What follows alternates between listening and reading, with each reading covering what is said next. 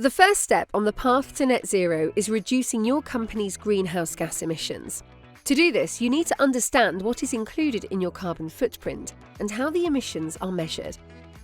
The Greenhouse Gas Protocol, an internationally recognised standard, is the framework used to structure a carbon footprint report. It classifies business emissions into 3 scopes. Scope 1 includes the emissions that your business has direct control over, such as emissions from fuel burnt on-site. Scope 2 includes the emissions that your business has indirectly created, such as emissions from purchased electricity.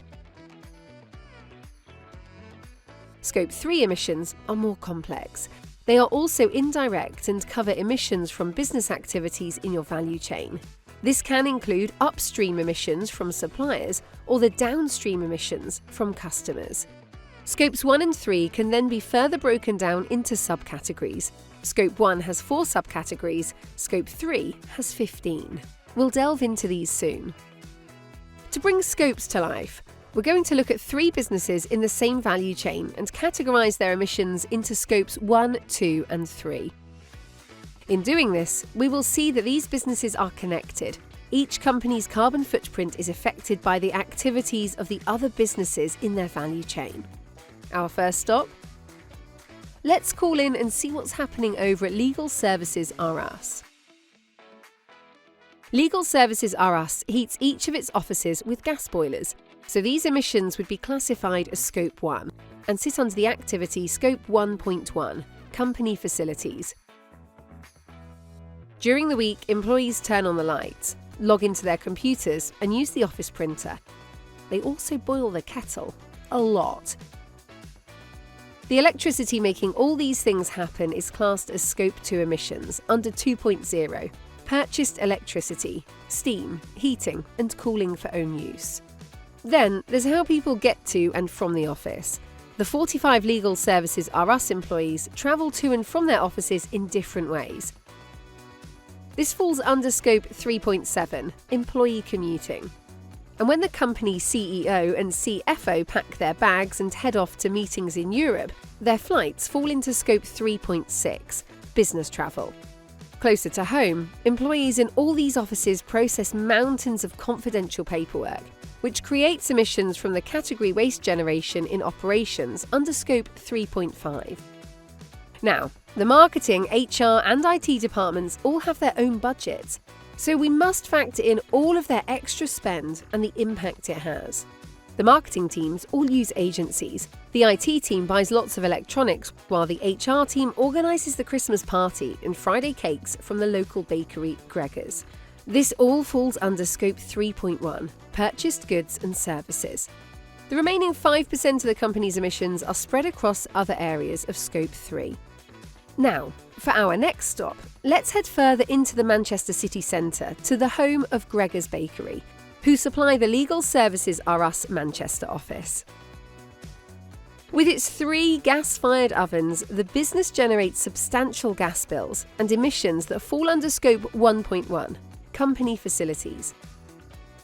It's also air-conditioned, a valiant attempt by Gregor to keep his produce fresh and his staff and customers cool. The AC unit uses harmful F-gases, which often leak. These emissions fall under 1.3, fugitive emissions.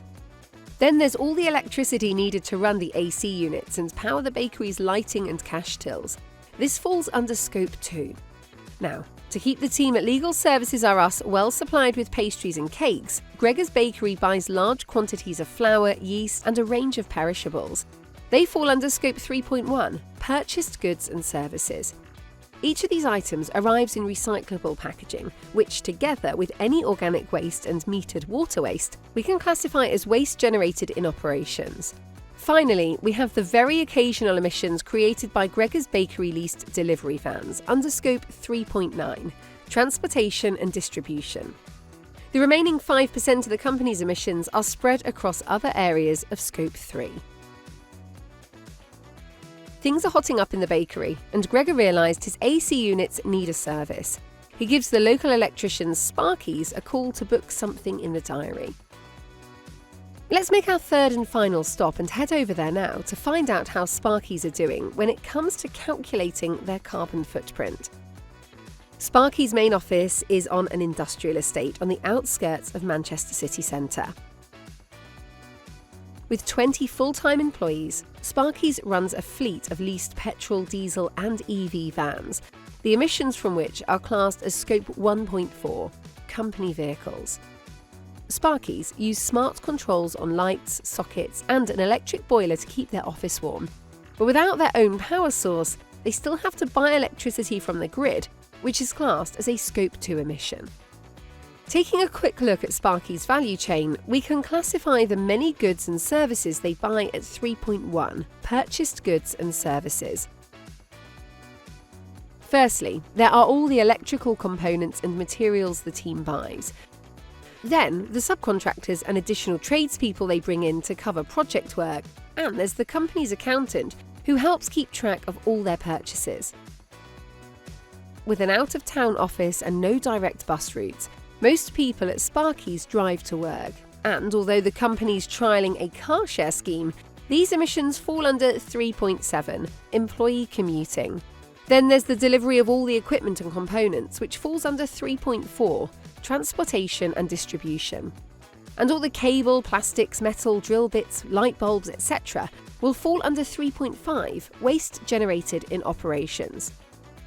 Finally, Sparkies installs a significant number of components and equipment that will need to be replaced in time, whether due to upgrades in the equipment, malfunctions, or the kit reaching the end of its life. These materials need to be disposed of by the customer, an indirect emission associated with the disposal and/or recycling of components sold and used.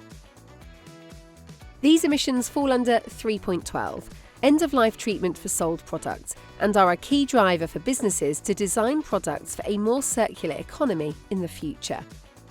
So, that brings us to the end of our whistle-stop tour. Now you understand how to categorise the different emissions you produce in Scopes 1, 2 and 3. And as we've shown, you can see that from big to small, all businesses are connected through their value chains. This means that calculating a business's emissions to include all three scopes is very complex. However, when businesses share their footprints with each other, the data gives us a much better picture of each business's footprint. We hope this has helped demystify the science around the scopes within greenhouse gas emissions. And now, by getting to grips with how to identify and measure your emissions, you can work out how to start reducing them and take your first step on the path to net zero today.